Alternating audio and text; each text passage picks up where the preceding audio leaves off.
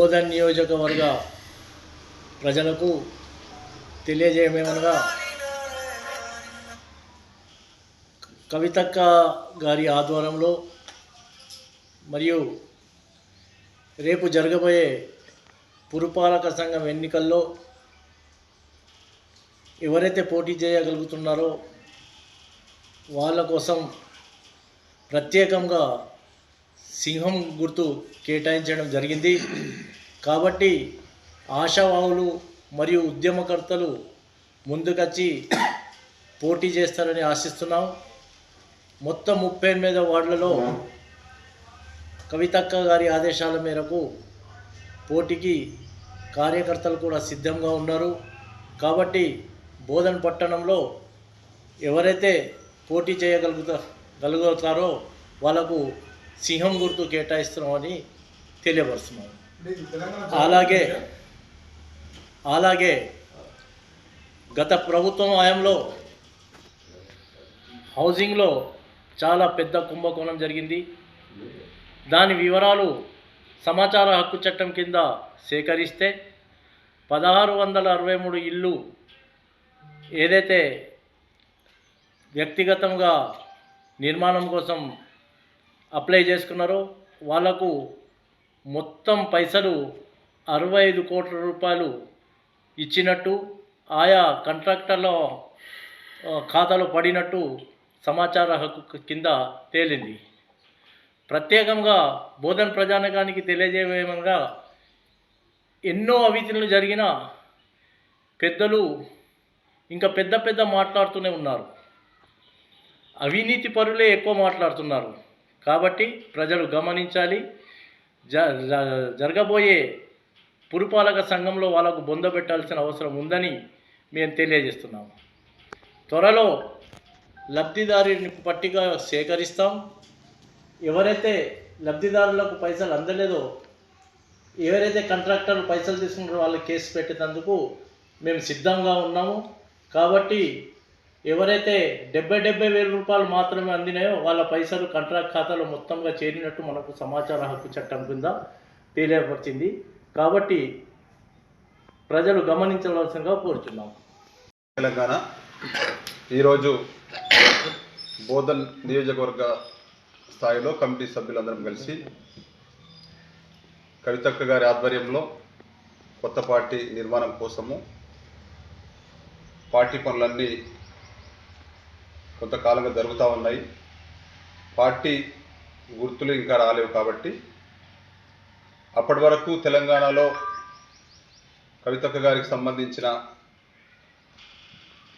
ఆమె ఎక్కడెక్కడైతే పనిచేసి అది చేసిన ఉద్యమకారులు ఉన్నారు. నిజామాబాద్ జిల్లా కానీ, జగిత్యాల కానీ, కరీంనగర్ కానీ, మంచిర్యాల కానీ, ఇటువంటి అన్ని బాన్స్వాడ కానీ, బిచ్కుందా, ఇటువంటి ఏరియాలో అన్నిట్లో కూడా మున్సిపల్లో మరి అప్పుడున్న ఉద్యమకారులకి టీఆర్ఎస్ ప్రభుత్వంలో కానీ, కాంగ్రెస్ ప్రభుత్వంలో కానీ ఉద్యమకారుల్ని మొత్తం మర్చిపోయి ఎవరైతే ఒక పార్టీ పరంగా ఉద్యమ పార్టీ బీఆర్ఎస్గా మళ్ళీ మర్చి కేసీఆర్ గారు, బీఆర్ఎస్ వచ్చిన తర్వాత కూడా ఉద్యమకారుల్ని మొత్తం మర్చిపోయి కాంగ్రెస్ కూడా వాళ్ళని పూర్తిగా మర్చిపోయిన తర్వాత దాదాపు 10-15 సంవత్సరాలు కాలయాపన చేసిన దాకా ఉద్యమకారుల పరిస్థితి ఇప్పుడు ఆందోళనకర పరిస్థితిలో ఉంది. వాళ్ళ గురించి కూడా కవితక్క గారు ప్రత్యేకంగా ఉద్యమం చేపడతా ఉంది తెలంగాణ వ్యాప్తంగా. దాంట్లో భాగంగా మున్సిపల్లో ఇప్పుడు యువత కానీ ఉద్యమకారులు కానీ ముందుకొచ్చి అక్కగారికి మరి మేము కూడా పార్టిసిపేట్ చేయాలా మున్సిపల్ ఎలక్షన్లో అని చెప్పేసి కోరడం జరిగింది. దానికి సంబంధించి అక్కగారు ప్రస్తుతానికి ఎలక్షన్ కమిషన్కి మాకు గుర్తు కావాలని చెప్పేసి కోరగా ఎలక్షన్ కమిషను లయన్ గుర్తును ప్రకటించినట్లు ఇలా అన్ని ఛానళ్ళల్లో కూడా బ్రేకింగ్ న్యూస్లలో వస్తూ ఉంది.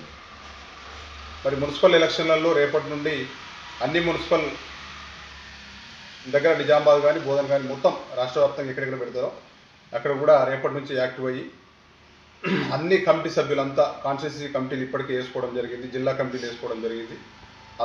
సభ్యులందరూ కలిసి మున్సిపల్ ఎలక్షన్ ముందుకు పోవడం జరుగుతూ ఉంది అక్కగారి ఆదేశాల ప్రకారము. మరి ఎక్కడ రిజర్వేషన్లు కూడా కొన్ని చోట్ల వాళ్ళకు అనుకూలంగా కూడా కాంగ్రెస్ పార్టీ ఇచ్చుకున్న పరిస్థితి కూడా కనబడ్డది. దాని మీద కూడా ఇప్పటికే కొంతమంది కోర్టుకు వెళ్తే నిజామాబాద్లో ఒక 3 స్థానాల దగ్గర కోర్టు దాని మీద స్టే ఇవ్వడం జరిగింది, దానికి ఒక డేట్ ఇవ్వడం జరిగింది.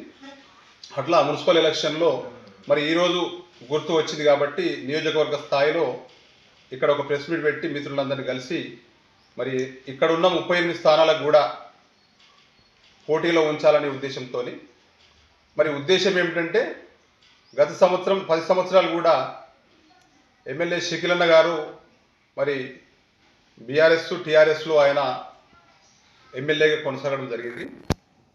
ఆయన కూడా ఇక్కడ ఫెయిల్ అవ్వడం జరిగింది. మిత్రులకు మీకు తెలుసు, మేము కూడా ఆ రోజు అన్నగారితో కీలకంగా పార్టీలో వ్యవహరించినాం కాబట్టి మాకు కూడా తెలుసు. మేము చాలా మటుకు ఇప్పటికే కవితక్క గారికి అన్యాయం జరిగింది, నిజామాబాద్లో రెండోసారి ఎంపీగా ఓడిపోవడానికి మరి ఇక్కడ ఉన్న ఎమ్మెల్యేలే ఆమె ఇక్కడ ఉంటే మనకు మనుగడ ఉండదు, ఆమెదే పై చేయి ఉంటుంది, ఆమె చెప్పినట్టు మనం నడుచుకోవాల్సిన పరిస్థితి ఉంటుందని చెప్పేసి మరి ఓడగొట్టడం జరిగిందని అక్కగారు కూడా మీడియా ముఖంగా చాలా సందర్భాల్లో చెప్పడం జరిగింది. మరి దాన్ని కూడా షకీలన్న గారు గుర్తుంచుకోవాలి ఏంటంటే, నీకు కూడా అన్యాయం జరిగింది, కాకపోతే నువ్వు టీఆర్ఎస్ పార్టీలో కీలకంగా అప్పటి నుంచి ఉన్నావు కాబట్టి 2 సార్లు చేసినా 3ఓసారో 4ఓసారో 5ఓసారో దీంట్లోనే గెలుస్తా అని చెప్పేసి దాంట్లో ఉంటున్నావు తప్పితే నువ్వు కూడా చాలా సందర్భాలలో కూడా బాధపడ్డ విషయాలు ఉన్నాయి. లక్ష్మీపుత్రుడు అన్ని తీసుకుపోయిండు పక్కన ఉండి, లక్ష్మీపుత్రుడికి హెలికాప్టర్లు ఇచ్చిండ్రు, ఒక చావుకు రావడానికి హెలికాప్టర్లు ఇచ్చి పంపించిండ్రు. కేసీఆర్ సార్ చేసిన తప్పు ఏంటంటే అన్ని నియోజకవర్గాలను ఒకలాగా చూసుకోలేదు. అన్ని నియోజకవర్గాలలో ఇలా కేటీఆర్ అన్నం చూసుకో, ఆయన కాన్స్టిట్యున్సీలో ఆయననే తరతరాలుగా ఆయన ఎమ్మెల్యే ఉండేటట్టు ఆయన ఏర్పాటు చేసుకున్నాడు, ఆయన వర్కింగ్ ప్రెసిడెంట్ కాబట్టి. హరీష్ రావు గారిని చూసుకో, అక్కడ కాన్స్టిట్యున్సీలో ఎప్పటికీ నేనే ఎమ్మెల్యే ఉండాలా అన్నట్టు చేసుకున్నాడు. మరి అదేవిధంగా నీ పక్కనున్న పోచారం శ్రీనివాసరెడ్డి కూడా చేసుకున్నాడు. మరి ఇలా ఇక్కడ బోధన్ కాన్స్టిట్యున్సీలో వచ్చిన డబుల్ బెడ్రూమ్ ఇళ్ళని మొత్తం తీసుకుపోయి అక్కడ బాన్స్వాడలో పెట్టి కట్టించుకున్నాడు, ప్రాజెక్టులు తెచ్చుకున్నాడు. మరి లక్ష్మీపుత్రుడు అని అన్నీ ఇచ్చేసిన తర్వాత కూడా ఆ లక్ష్మీపుత్రుడు ఇలా క్లియర్గా బీఆర్ఎస్ లేదు, టీఆర్ఎస్ లేదు, ఏం లేదు, నాకు నా కాన్స్టిట్యున్సీ ప్రజలు కావాలా, నా ఆలోచన విధానాలు నా కాన్స్టిట్యున్సీలో నడవాలా, నేను లీడర్షిప్ చేసిన రోజులు నేను నా కొడుకు చేసుకోవాలని ఆయన అంత సవ్యంగా చేసుకున్నాడు. అక్కడనో పెద్దల దగ్గరనో కేసీఆర్ దగ్గరనో ఇంకో దగ్గర మేనేజ్ చేసుకుని ఇవాళ కాంగ్రెస్ పార్టీలోకి వెళ్ళిపోయాడు. కానీ షకీలన్న ఒకటి విన్నవించుకుంటుంది ఏంటంటే, కవితక్క గారికి ఎట్లా మోసం జరిగింది అని అనుకుంటున్నారు అందరు కూడా, ఆమె ఎప్పుడు మీడియా ముందు అక్కగారు చెప్తా ఉన్నారో నీ పరిస్థితి కూడా అట్లనే జరిగింది. కాకపోతే నువ్వు 2 సార్లు మైనారిటీ ఎమ్మెల్యే గెలిచినావు. మైనారిటీ ఎమ్మెల్యేలకు ఎక్కడ స్థానం ఉంది? రాష్ట్రం తెలంగాణ రాష్ట్రంలో కేటీఆర్ గారు కేసీఆర్ గారు ఎందుకు ఆలోచించలేదు, నీకు మినిస్ట్రీ ఇవ్వలేదని చెప్పేసి? ఇక్కడున్న మున్సిపల్లో ఇప్పుడు పోటీకి పోతే నువ్వు మైనార్టీలకు ఏం చెప్తావు సమాధానం? ఒక్కసారి మైనార్టీలు తీసుకొని మైనార్టీ గల్లీలు మొత్తం తిరిగి చూడు, డ్రైన్లు ఎట్లున్నాయి, వాళ్ళ వ్యవస్థ ఎట్లుంది, మసీద్ దగ్గర ఎంతమంది బయట కూర్చొని ఉన్నారు మైనార్టీలు అనేది. నేను ఇప్పుడు కారులో వస్తుంటే చూసుకుంటూ వచ్చిన. ఎందుకు ఈ వ్యవస్థ ఏర్పడ్డది? ఎందుకు? 10 సంవత్సరాలు కూడా ఇక్కడ ఎమ్మెల్యేగా ఉన్న తర్వాత నువ్వు డెవలప్మెంట్కి ఇక్కడ ఉన్న ఎంపీ గారిని పట్టుకొని, లేకపోతే నువ్వు ఎమ్మెల్యే దగ్గర నుండి మరి ముఖ్యమంత్రి దగ్గర డైరెక్ట్ పోయి మరి తెచ్చుకోలేని పరిస్థితి ఉండే ఆ రోజు మీకు. చరిత్ర సృష్టించినోడు